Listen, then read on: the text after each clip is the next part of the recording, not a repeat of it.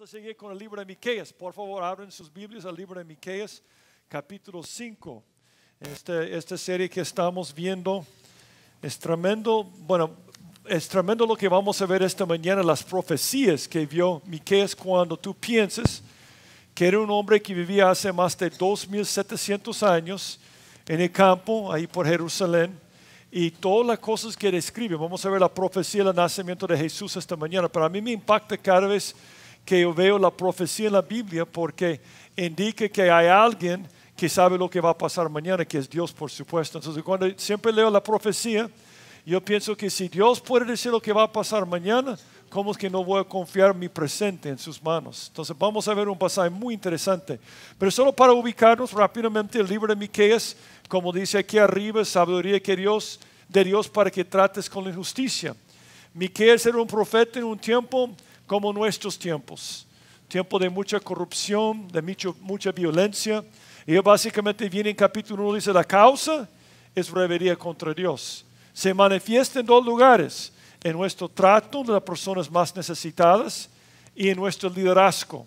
La Biblia dice que cada uno de nosotros debemos ser un pastor cuando somos papás, mamás, jefes, hermanos mayores, lo que sea. Sí, es curioso, muchas veces cuando la Biblia habla sobre los líderes de Israel, no dice gobernantes, dice pastores, porque ese es el trabajo de cada líder.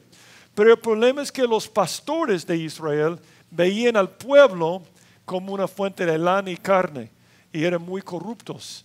Entonces vimos en los primeros 3 capítulos algo que pasa en casi todos los libros de los profetas, donde está hablando fuertemente y exhortando. Pero hay otra parte que es muy bueno en todos los profetas, es que dan esperanza también. Y básicamente viene Miqueas, y esto comenzamos la semana pasada, que viene y dice, todo lo que ha pasado, esta corrupción y violencia, es un problema que va a ser quitado en el futuro, cuando venga Jesús. Cuando nuestra vida es un montón de ruinas, como vimos en el caso de Jerusalén, entonces Dios quiere darnos esperanza. Hay esperanza. Y vimos la semana pasada que lo que produce esperanza en nuestro corazón es un enfoque en el reino de Cristo, la restauración de Cristo y el rescate de Cristo. 3 cosas. Y esta mañana, Miqueas va a seguir con el mismo tema, esperanza en estos días. Pero él va a enfocarse en la parte que es el reino de Cristo. Nos va a enfocar en esa parte. Ahora, cuando tú piensas en el reino de Cristo, ¿en qué piensas? Algunas personas piensan en el reino físico de Cristo, en una zona geográfica. Otros piensan en el reino de nuestro corazón, que Cristo gobierna nuestros corazones. Y realmente las 2 respuestas son correctas. Mateo, para explicarlo en el Evangelio según San Mateo, llama al reino espiritual el reino de Dios, porque viene de Dios y puede estar en nuestro corazón. Él llama al reino físico el reino de los cielos. Es un reino que en este momento está en los cielos, no está aquí. Es algo que oramos cada vez que decimos el Padre nuestro. Venga su reino, ¿verdad? Queremos que venga su reino. Cuando decimos que se haga su voluntad como está en los cielos en la tierra, estamos diciendo que Cristo reine sobre nuestro corazón también. Yo creo que muchas veces cuando estudiamos la profecía o cosas que tienen que ver con Israel, siempre tenemos que recordar esto, es muy importante. Dios ofreció el reino físico a Israel y solamente a ellos. Cuando los líderes de Israel rechazaron a Cristo como rey, Él regresó al cielo y ahí está su reino en este momento. Pero Él dio el reino espiritual a la iglesia, lo que tenemos nosotros en nuestro corazón. Y el problema con muchas personas es que confunden los 2 reinos. Mucha la predicación equivocada de hoy en día es cuando una persona reclama las promesas para Israel, para sí mismo. Por ejemplo, hay mucha predicación hoy en día que si uno es un creyente va a ser rico y no se va a enfermar. Esas son promesas para Israel en el Antiguo Testamento, que no tienen nada que ver con hoy en día. De hecho, el mejor cristiano de la historia es Pablo, y Pablo se enfermaba. Entonces, es un error de confundir los reinos. Y el problema es que muchos nos gusta la idea del reino físico, de tener prosperidad, de tener paz en el país, de tener justicia. Pero esto no va a ocurrir hasta que venga Jesucristo.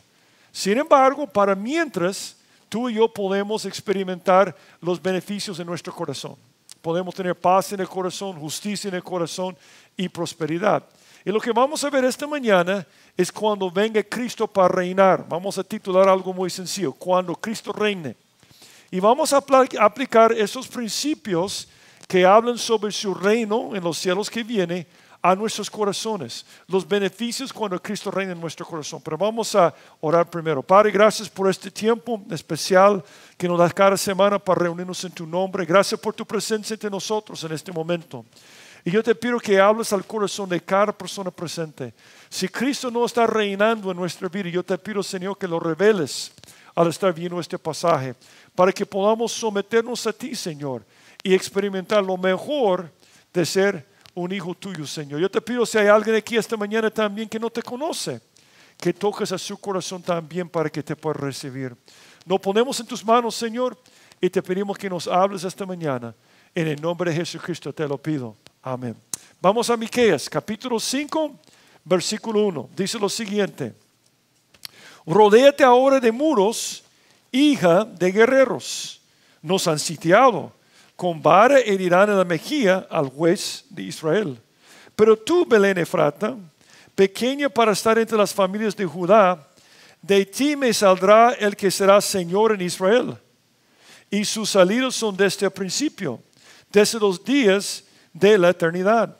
Pero los dejará hasta el tiempo que dé a luz la que ha de dar a luz. Y el resto de sus hermanos se volverá con los hijos de Israel.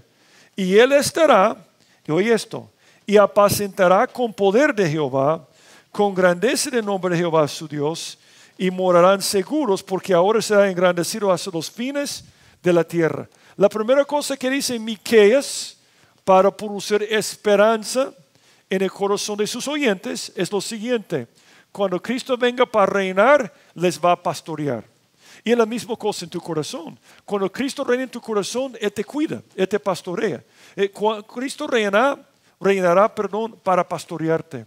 Si tú vas al Medio Oriente ahora, y no es que yo lo he hecho, pero muchos me han dicho la misma cosa, dicen que si vas a Medio Oriente, a Palestina, la región que llamamos Palestina o Israel, en esta zona vas a atestiguar una cosa que seguramente atestiguó Jesús cuando estuvo aquí hace 2000 años, que son los pastores beduinos cuando están guiando a sus ovejas.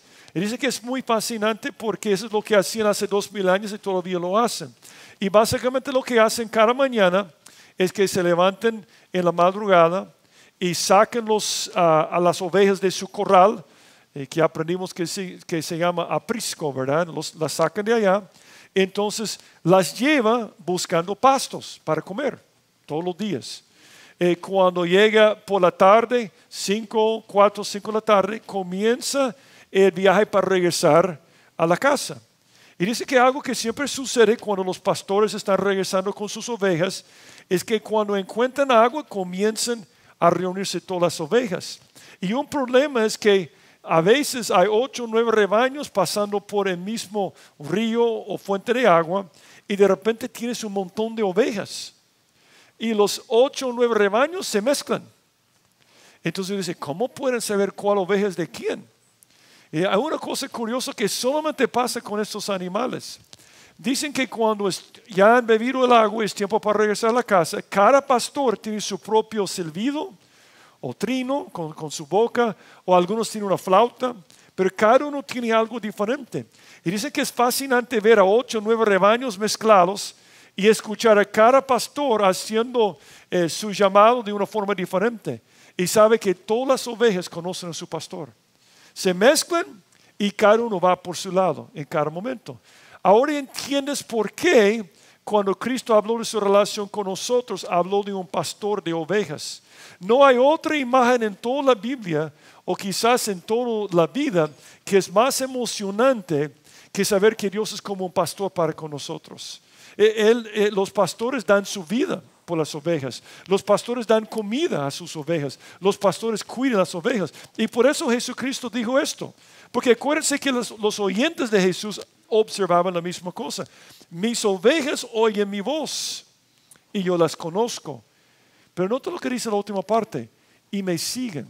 El problema con muchas personas es que quieren que Jesús sea su pastor y que les cuide, pero no le siguen a Jesús. Si no sigues a Jesús, no te puede cuidar. Si una oveja rebelde está ahí tomando agua y escucha la voz de su pastor y no le sigue, no le puede cuidar y el lobo le va a atacar. Es un problema muchas veces en nuestra vida. Israel estaba en rebeldía cuando Miqueas escribió estas palabras. Y él dijo, si ustedes ponen a Cristo como rey, Él va a venir para pastorearles en este momento. Entonces, para explicar todo el proceso, Miqueas dio una serie de profecías increíbles, increíbles. Miqueas, un hombre de campo, hace 2700 años, describió todo lo que iba a pasar con Jesucristo en solo 6 versículos. Primeramente habló sobre su pasado. Sobre su pasado. Note el contraste entre versículos 1 y 2, por favor. Dice Miqueas, rodéate ahora de muros, hija de guerreros. Hija de guerreros es un título para Jerusalén. Nos han sitiado. Nos han sitiado. La primera profecía que dio Miqueas es que estaba diciendo, nos van a sitiar. Y la historia comprueba que esta profecía se cumplió, porque Nabucodonosor trajo a los babilonios y sitiaron a Jerusalén. Y hubo tanta hambre que tiraron la toalla los israelitas. Entonces viene Nabucodonosor y la primera cosa que hizo con Sedequías, era el nombre de rey en ese tiempo, Sedequías, es él dijo, él mató a todos sus hijos y después quitó sus ojos. Una cosa tremenda. Y lo llevó como un prisionero hasta Babilonia. Aquí dice, con vara herirán en la mejilla al juez de Israel. Ahora en la Biblia, pero todavía en la vida de hoy en día, cuando tú pegas a una persona en la mejilla, ¿por qué lo haces? Para avergonzarle. O voy a usar la palabra que usamos aquí, para achicarle, en otras palabras.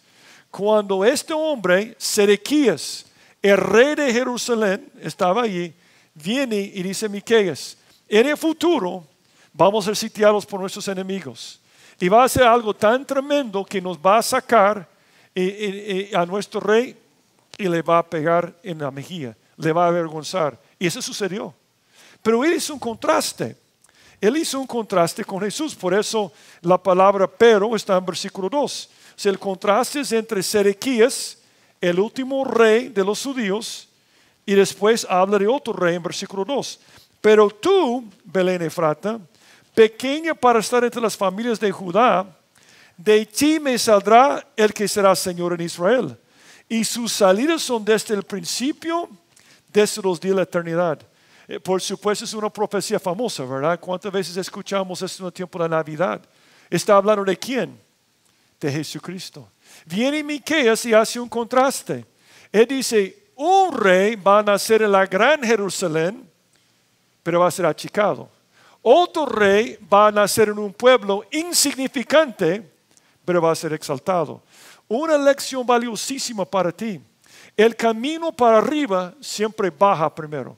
¿Quieres ser exaltado? Tienes que humillarte. ¿Quieres ser el primero? Tienes que ser ahora el último. ¿Estamos de acuerdo con esto? Y Jesucristo escogió el pueblo más insignificante de aquel entonces.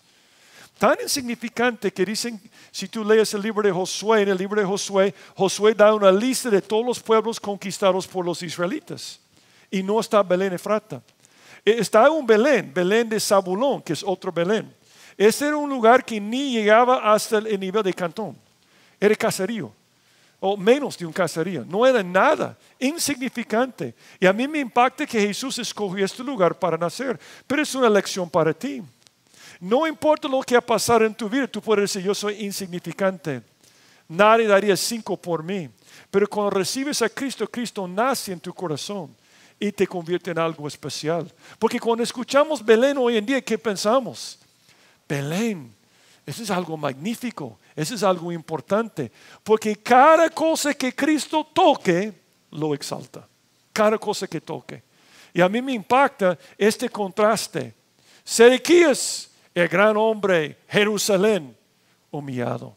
Jesucristo, pesebre, familia pobre. Belén Efrata, exaltado a número 1 en el universo. Una gran lección para nosotros. Era un lugar tan insignificante que si tú te acuerdas de la historia de la Navidad, los magos vieron una estrella.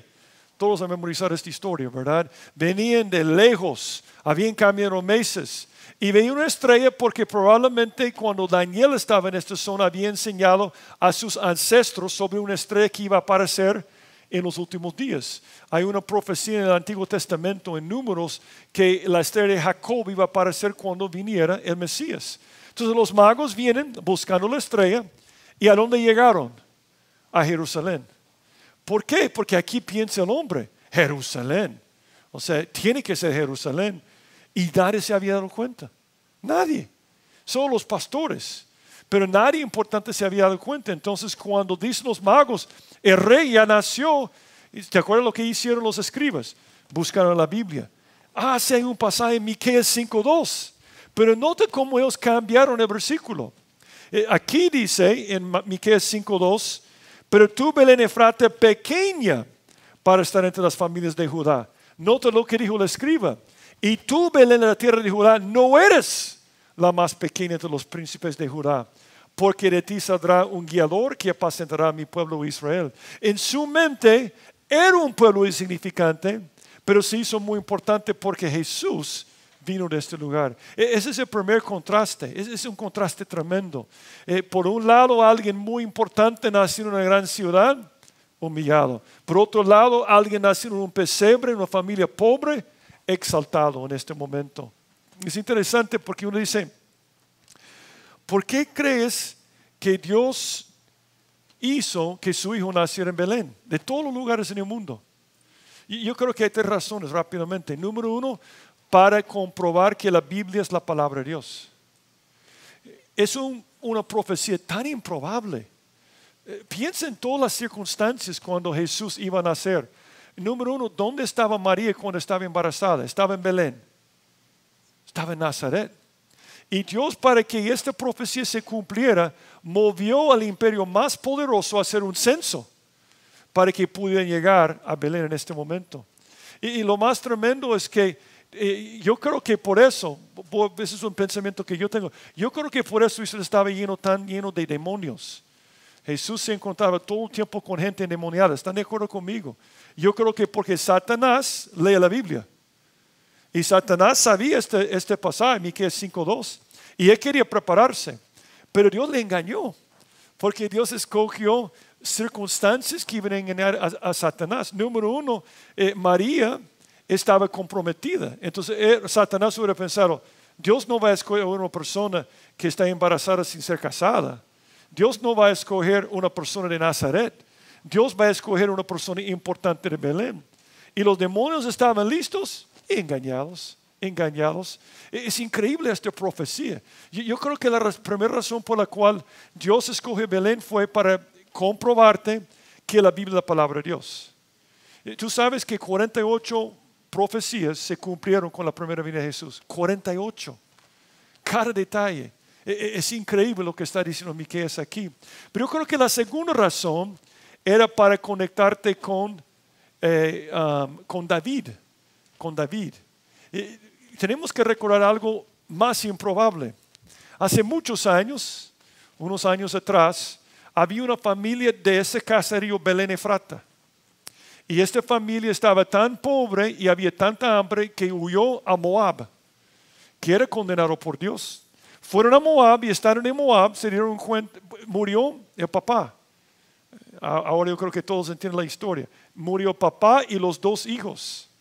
Y quedaron con la viuda y dos nueras. Y una viuda regresó, que se llama Noemí, y regresó con su nuera Ruth. Ruth era moabita.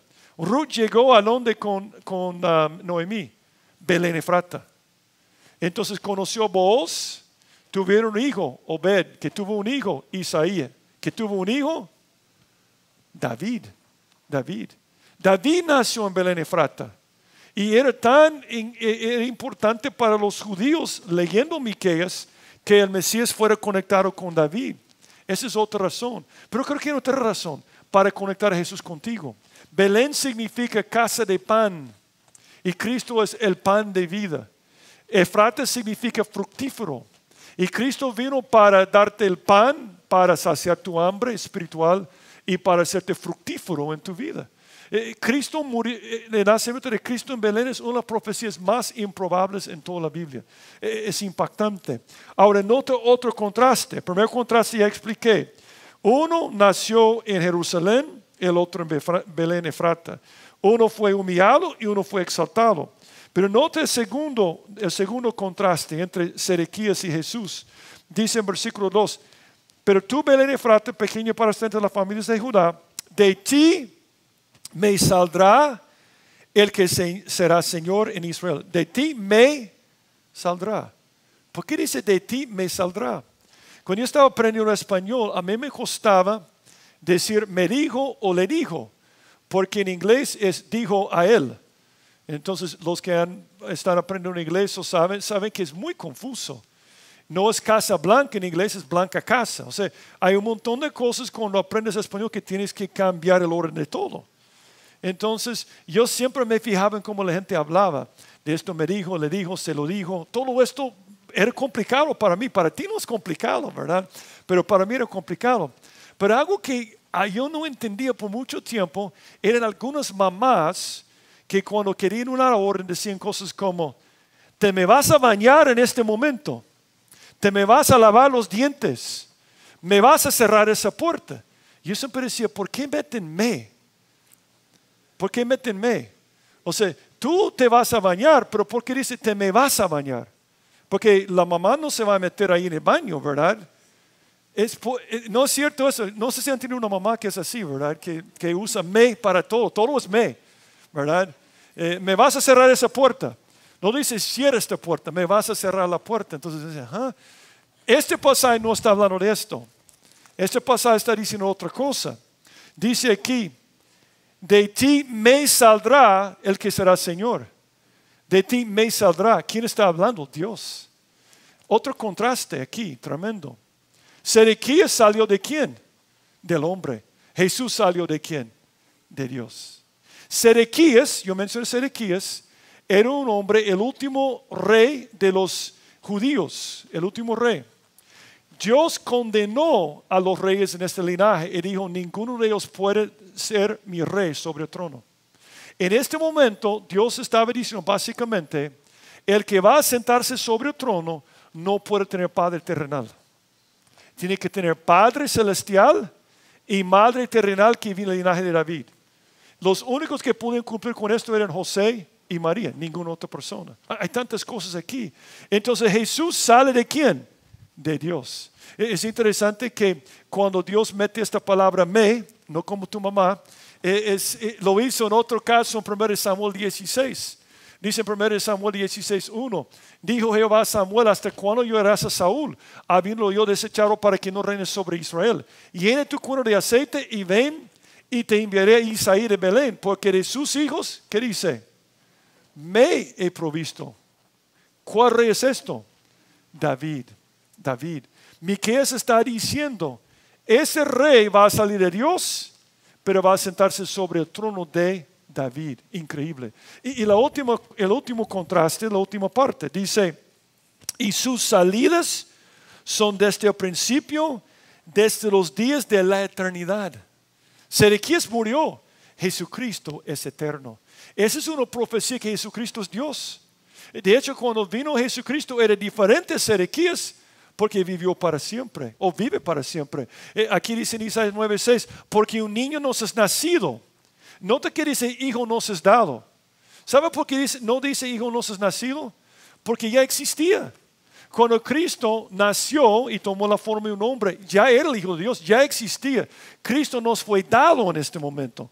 Hijo nos es dado. Y el principado sobre su hombro, y se llamará su nombre admirable, concederá Dios fuerte, Padre eterno. Ese es Cristo, Él es eterno, príncipe de paz. Entonces viene Miqueas y dice, pueblo de Israel, ¿quieres que Cristo les pastoree? Tiene que ser el rey. Voy a hablar sobre el pasado. En el pasado, eso es lo que pasó. Pero nota cómo habla sobre el presente en versículo 3. Dice, pero los dejará hasta el tiempo que dé a luz la que ha de dar a luz, y el resto de sus hermanos se volverá con los hijos de Israel. ¿De qué está hablando aquí? Pero los dejará. Los dejará. ¿No es increíble esta profecía? Miqueas no solamente dijo que Jesús iba a nacer en Belén, pero también podía haber rechazo de Israel para con Jesús. Los dejará. Él está viendo que había diferentes partes de su venida. Está diciendo Jesús nació y después los iba a dejar.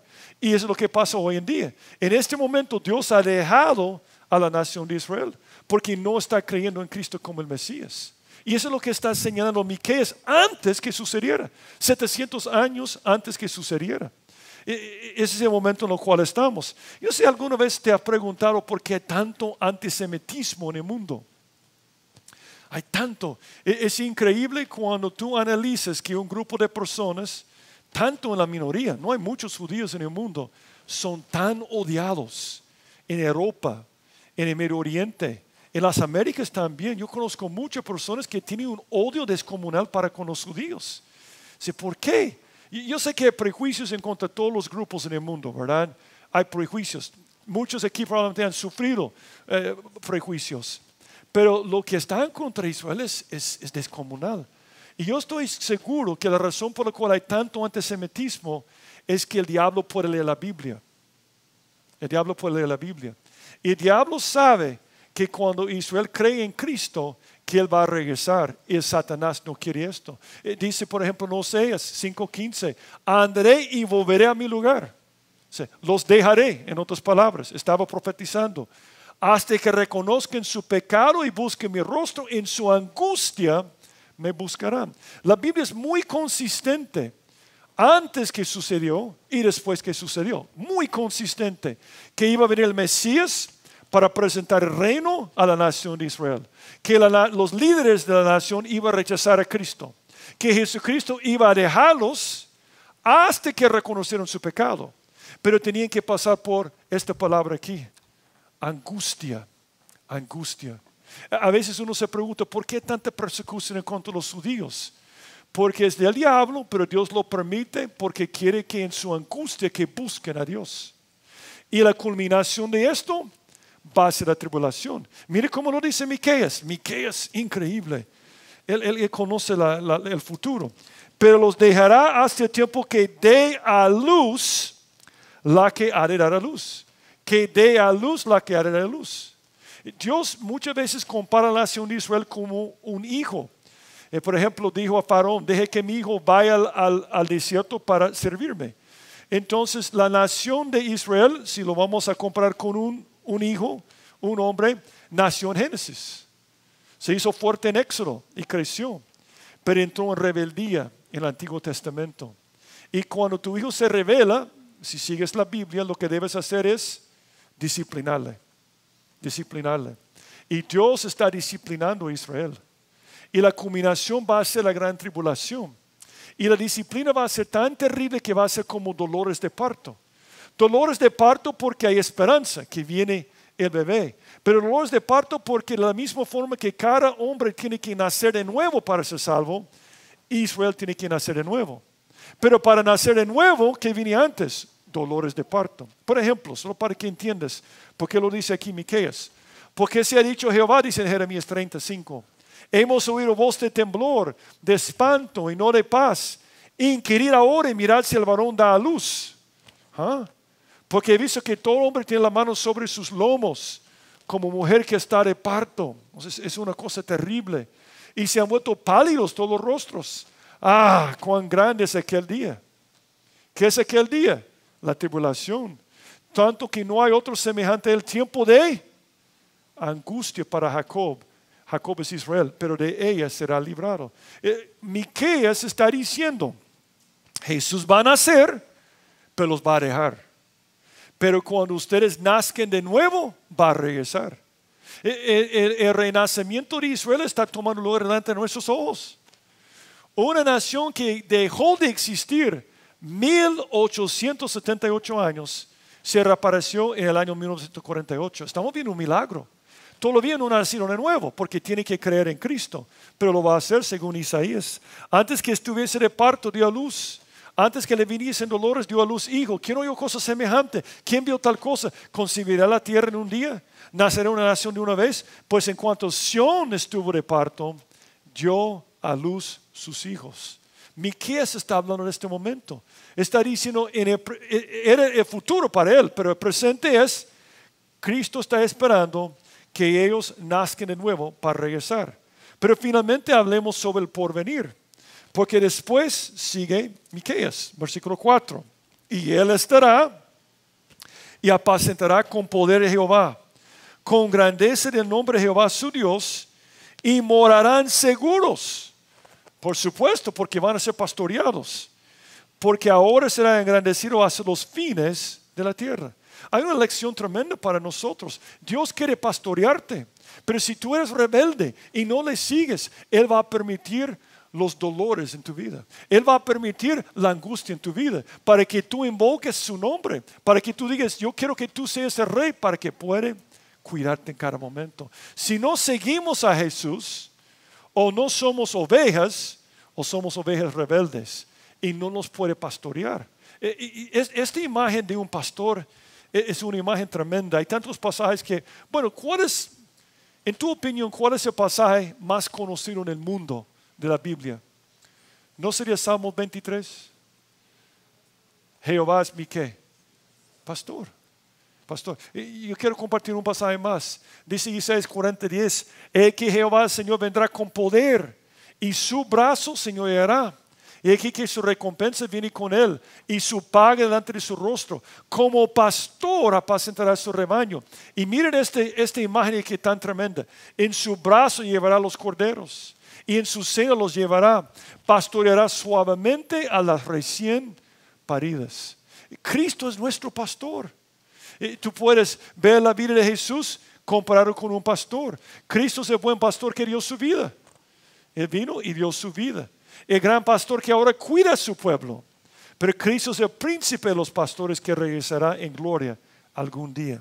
Pero a veces tenemos que pasar con este proceso. Israel está esperando nacer de nuevo. Pero tú y yo podemos tener su pastoreo ya cuando le seguimos, cuando es el rey de nuestra vida. Ahora, versículo 5. Dice, y este será nuestra paz. Acuérdate de algo de Jesús. Jesús no vino para señalarnos la paz, no vino para hacer pláticas de paz. Jesús vino para hacer paz. Él es la paz. Jesús es la paz. Si Jesús está en mi corazón, tengo paz en mi corazón. Si está en mi matrimonio, tengo paz en mi matrimonio. Yo sé que lo he dicho muchas veces, pero siempre tenemos que recordar que para lograr la paz es una persona. Es una persona. Y cuando está presente esta persona, hay paz en nuestra vida. Y aquí lo dice, y esa será nuestra paz. Ahora, él habla de otro personaje extraño. Cuando el asirio viniera a nuestra tierra, y cuando hollare nuestros palacios, entonces levantaremos contra él 7 pastores y 8 hombres principales. Y devastarán la tierra de Asiria a espada, y con sus espadas la tierra de Nimrod. Y nos librará del asirio cuando viene contra nuestra tierra y hollare nuestros confines. ¿Quién es el asirio? ¿Quién es el asirio en la Biblia? Cuando estaba predicando el libro de Apocalipsis, varias personas me preguntaron de dónde va a venir el anticristo. Y el libro de Apocalipsis no lo dice, pero lo dice en otros pasajes. El anticristo va a ser un asirio. Él va a ser un asirio. Es su título. De hecho, algo curioso en la Biblia desde el tiempo de Nimrod es que los grandes perseguidores de Israel siempre venían de Asiria, sin excepción. Por ejemplo, el primer rebelde grande en la Biblia fue Nimrod. Ahí comienza, Nimrod. Este fue vigoroso caso delante de Jehová, por lo cual se dice así como Nimrod. Menciona Nimrod porque está aquí en este pasaje, la tierra de Nimrod. Nimrod significa rebelde, ese es el significado de su nombre. Vigoroso caso delante de Jehová. Y fue el comienzo de su reino Babel, Torre Babel, Erech, Akkad y Calne en la tierra de Sinar. De esta tierra salió ¿para dónde?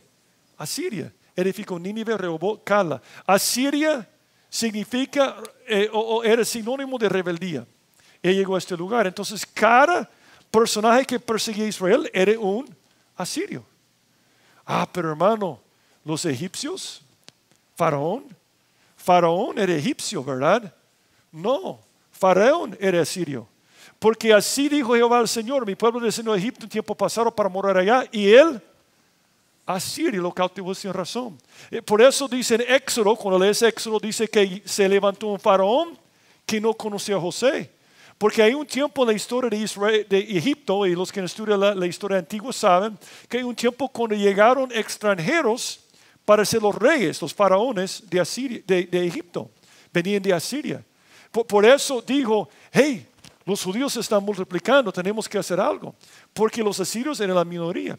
Pero cada vez que Satanás levanta un personaje para perseguir a Israel, es un asirio. Entonces tú tienes el ejemplo, obviamente, Sennacherib. ¿Dónde está Babilonia? En Asiria. El anticristo, que quebrantaré al asirio en mi tierra. Y en mis montes lo hallaré, y su yugo será apartado de ellos, y su carga será quitada de su hombro. Ahora, ¿dónde está Asiria? Asiria no es Siria. No es Siria de hoy en día, Damasco.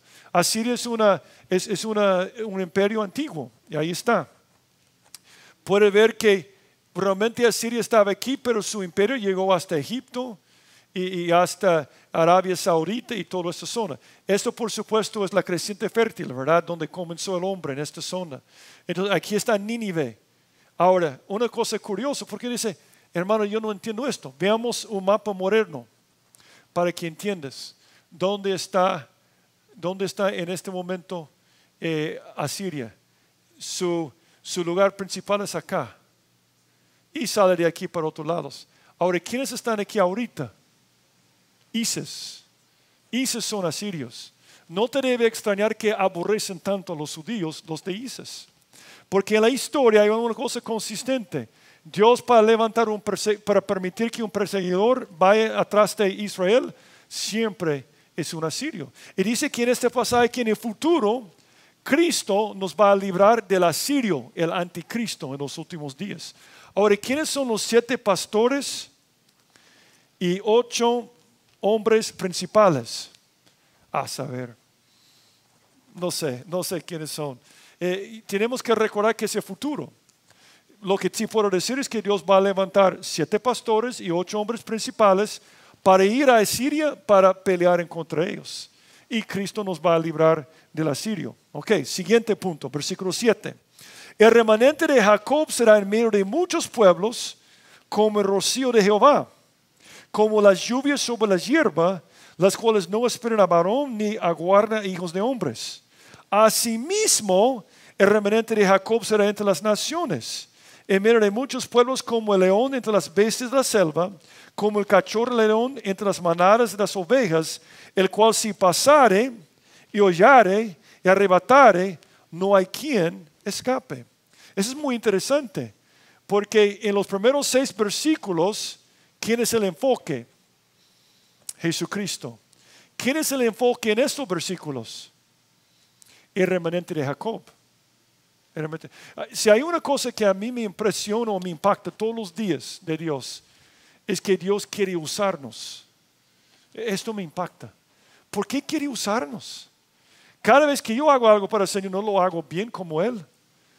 Yo creo porque es porque nos ama. Es como cuando tú tienes un hijo. Digamos que eres un mecánico y tienes un hijo.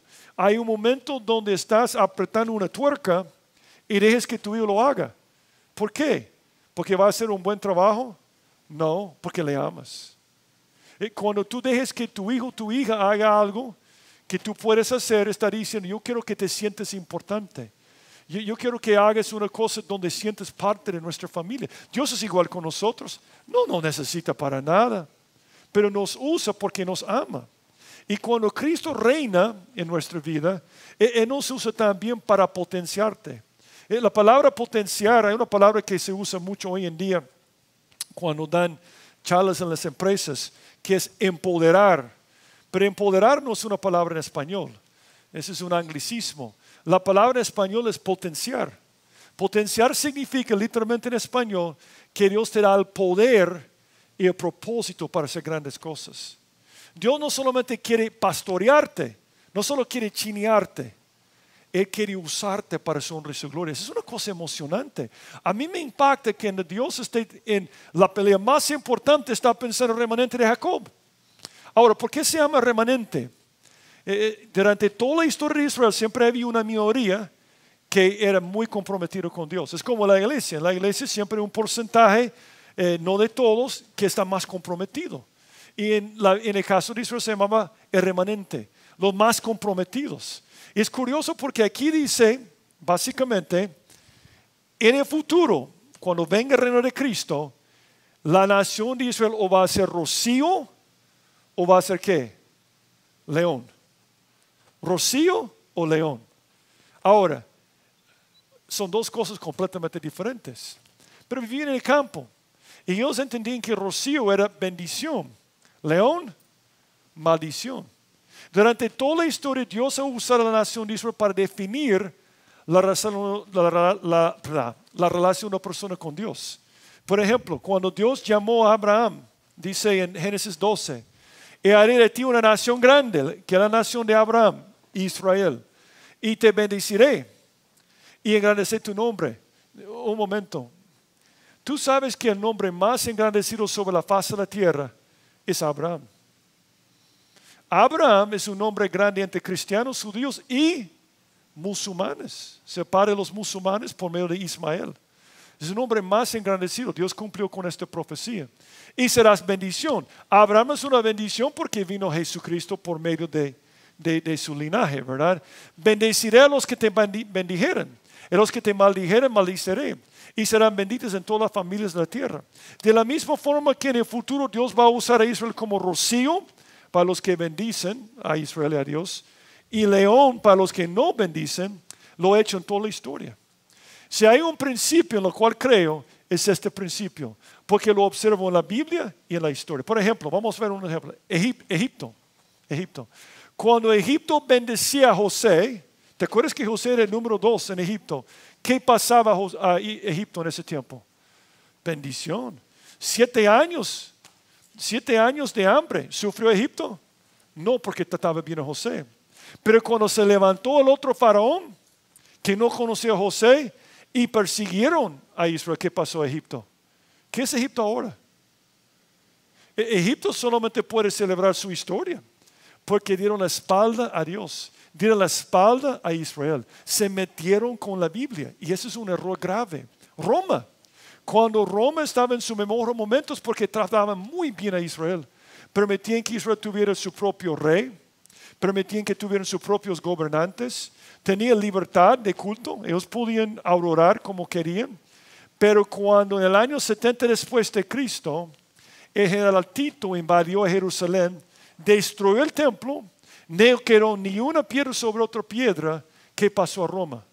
Roma no es nada ahora, es una ciudad bonita. Pero la gente iba a Roma ¿para qué? Para ver las ruinas. Porque se metió con Dios. Se metió con esta promesa aquí en la Biblia. Lo observamos en la historia más moderna. Los españoles. Los españoles tenían un imperio increíble. No se ponía el sol sobre su imperio. Tienen las islas Filipinas, las Américas, países en África donde hablan español. Ellos habían conquistado todo el mundo, pero se metieron con Dios. En 1492, Fernando y Isabela hicieron un edicto para expulsar a todos los judíos en la Inquisición española. Y unos años después, la Armada Invencible entró en el canal inglés y fue hundida en una tormenta porque se metió con Dios. Cuando tú bendices a Israel, Dios te bendice.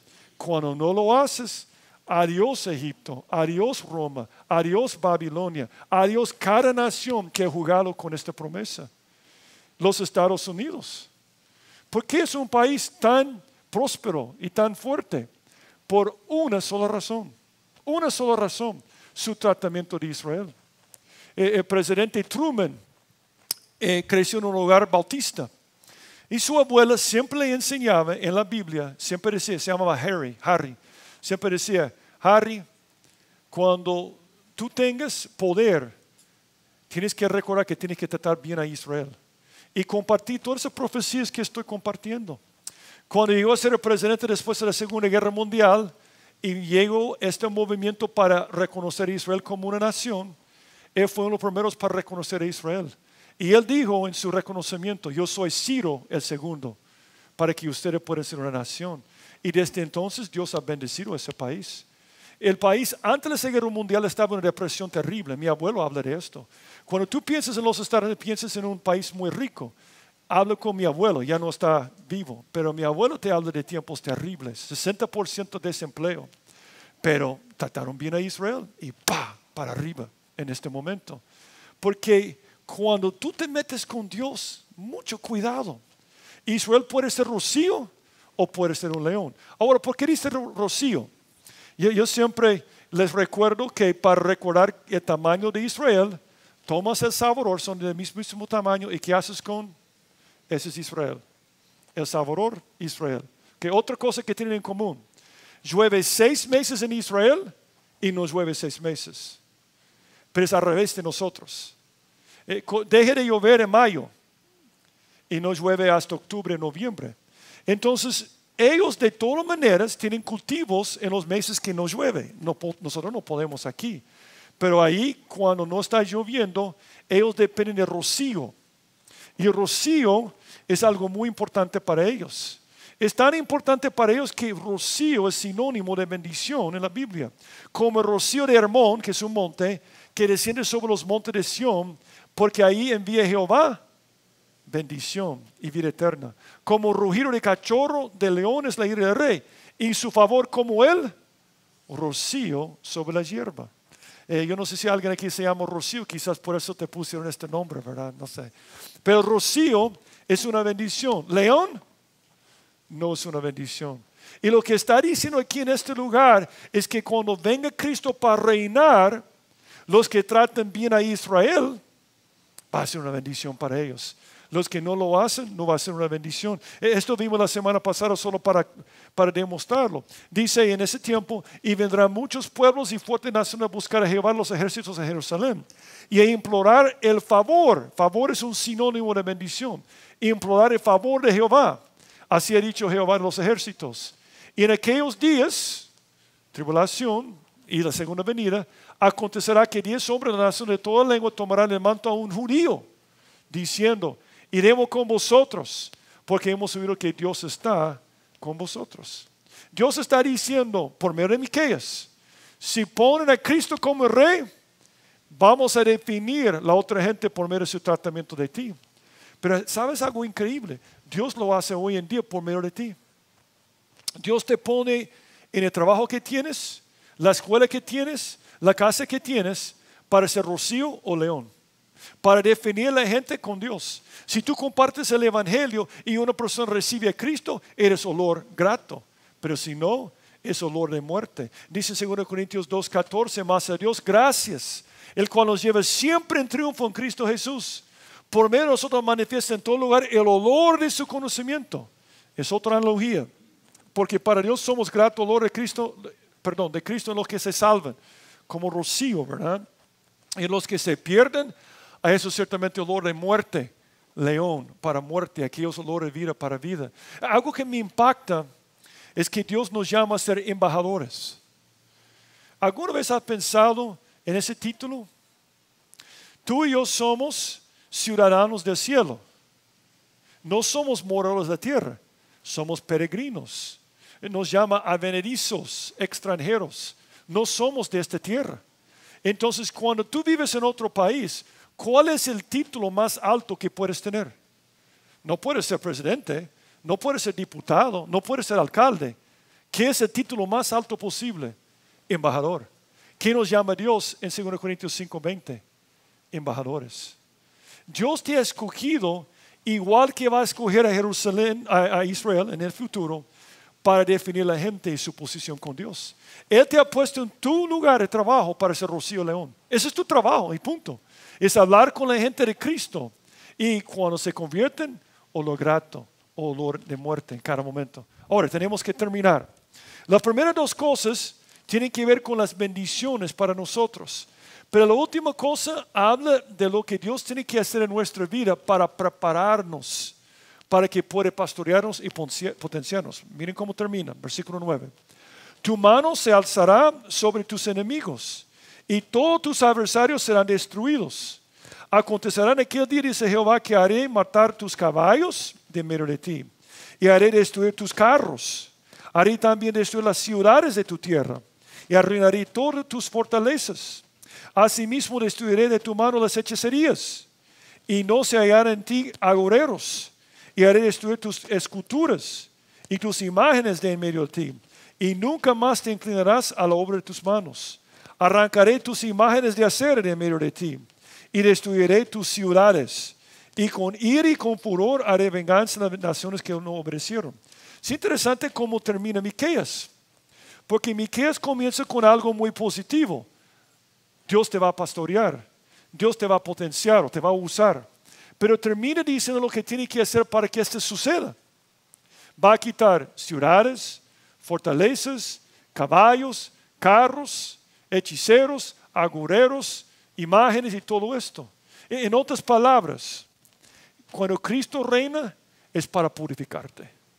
Él va a quitar todas las cosas malas de tu vida. Para usarnos tenemos que ser santos, tenemos que ser limpios. Volviendo a nuestra analogía de las ovejas.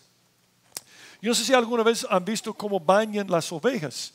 Pero algunos lugares en el mundo tienen tanques antisépticos.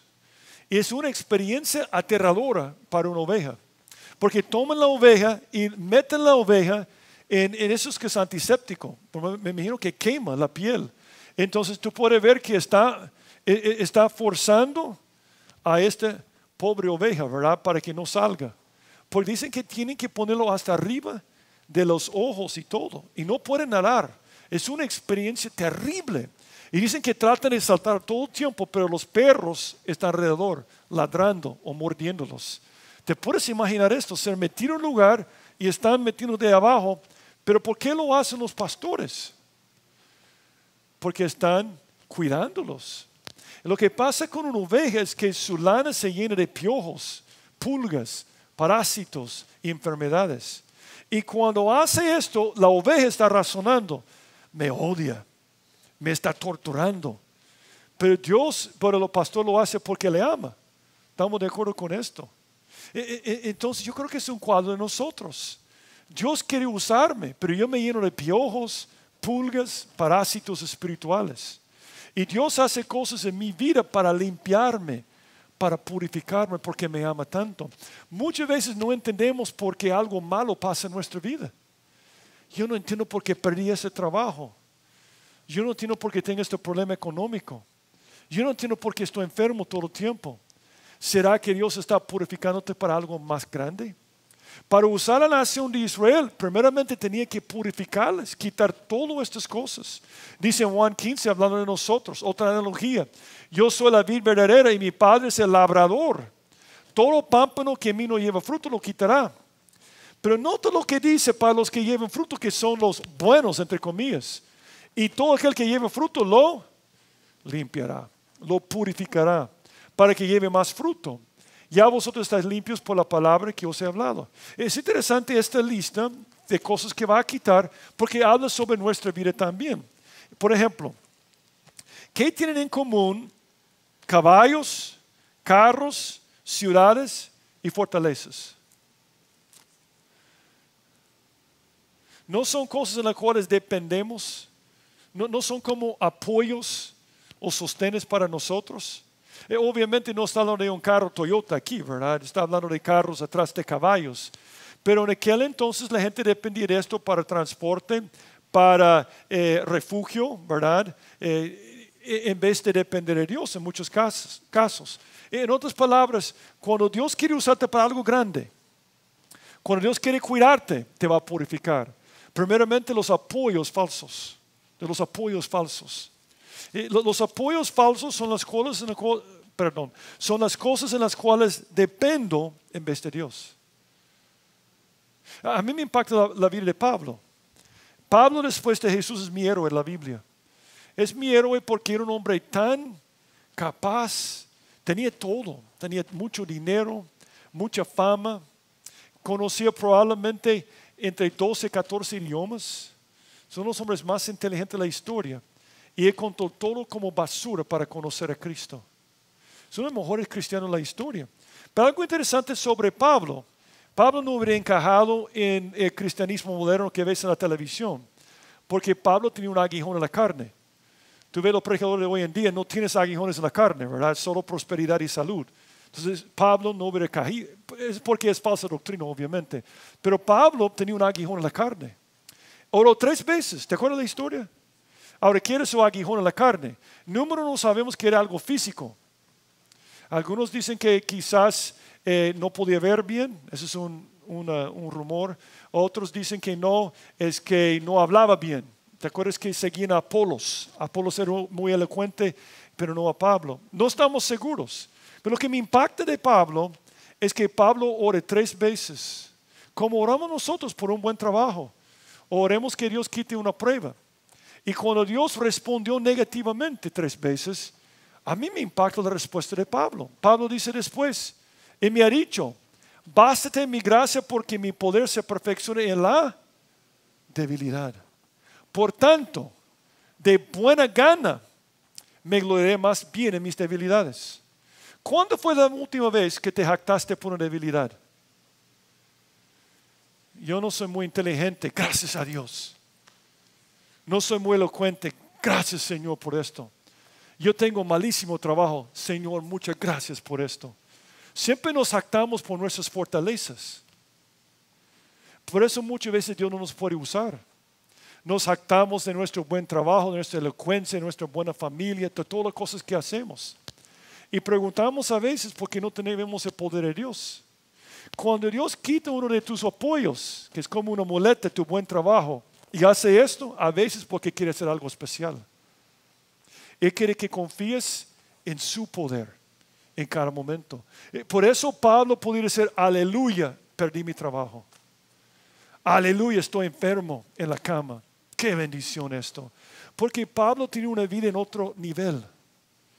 Él dice, yo no acepto las imitaciones baratas de este mundo. Yo no quiero este poder chafa de este mundo. Yo quiero el poder de Dios. Y si yo tengo que enfermarme, si yo tengo que empobrecerme, si yo tengo que perder mi trabajo, gloria a Dios, porque voy a ver el poder de Dios. Yo no puedo pensar de una persona después de Cristo más usado por el Señor, pero Él sufrió en cada momento. Y viene aquí, dice Miqueas, yo voy a cuidarlos, pastorearlos. Yo voy a usarlos para impactar a naciones. Y yo tengo que quitar los pulgas. Y muchas veces lo que voy a hacer es quitar las muletas. Adiós a tu trabajo. Adiós a tu dinero. Porque yo quiero ver el poder de Dios en tu vida. Dice en Isaías 31, hay de los que descienden a Egipto por ayuda y confían en caballos y su esperanza ponen en carros. Porque son muchos, en jinetes porque son valientes. Porque dice, ay de ellos, porque no miran al Santo de Israel ni buscan a Jehová. Es bueno tener un buen trabajo y ojalá que sigues con tu buen trabajo. Es bueno tener mucho dinero, ojalá que sigues con mucho dinero. Pero a veces cuestionamos a Dios cuando algo malo pasa. Muchos de nosotros nos amargamos con Dios cuando algo malo pasa, cuando Pablo se alegró. Ve la diferencia. Porque el enfoque de Pablo es el poder de Dios. ¿Cuál es tu enfoque? ¿Cuál es tu enfoque? Dios quiere usarte para cosas grandes. ¿Cuáles son tus caballos, carros, ciudades y fortalezas? Tu fuerza, tu inteligencia, tu dinero. A mí me impacta otro pasaje que habla sobre los carros. Esos confían en carros y aquellos en caballos. Mas nosotros del nombre de Jehová nuestro Dios tendremos memoria. Ellos, los que confían en las muletas, su trabajo, sus carros, sus caballos, flaquean y caen. Porque no tienen poder de Dios. Mas nosotros nos levantamos y estamos en pie. Debemos dar gracias a Dios por las pruebas. Porque las pruebas nos recuerdan quién manda y quién tiene el poder. Y nos pone en un lugar donde confiamos. La nación de Israel, para estar en su posición correcta, va a tener que pasar por 7 años de tribulación. Y muchas veces Dios tiene que permitir eso en nuestra vida. Quita los adivinos falsos también. Esas son las hechicerías y agoreros. Él está diciendo, cuando confiamos en cualquier cosa que no sea la palabra, yo lo voy a quitar. Eso no sirve. También la adoración falsa. Las imágenes. ¿Qué es un ídolo? Cualquier cosa más importante que Dios. Y cualquier cosa más importante que Dios para ti, Dios va a hacer esto. Ojalá que Dios lo va a hacer. Si tú lo permites, si quieres ver cosas grandes. Todos queremos ver proezas en nuestra vida, grandes cosas, hablar del poder de Dios, cantamos del poder de Dios, pero es necesario que nosotros menguemos. Nosotros tenemos que ser menos para que lo haga. Y lo que vemos de este pasaje es que Jesús nació no en Jerusalén como queremos nosotros, en Belén Efrata. Y que Jesucristo fue humillado para ser exaltado. Y Dios hace la misma cosa con nosotros. Yo termino con una ilustración de un hombre era un escultor, era su hobby. Y él tenía una roca grande y fea en su jardín, como algunos dicen, fea, ¿verdad? Una roca grande y fea que estaba en su jardín. Y todos los días tenía que ver esta roca. Y un día ya estaba cansado de esta roca. Y sacó un cincel y un martillo. Y comenzó a hastiar la roca, grandísima. Y dicen que cuando él terminó, salió un elefante. Ese no es el elefante, pero dice que salió un elefante.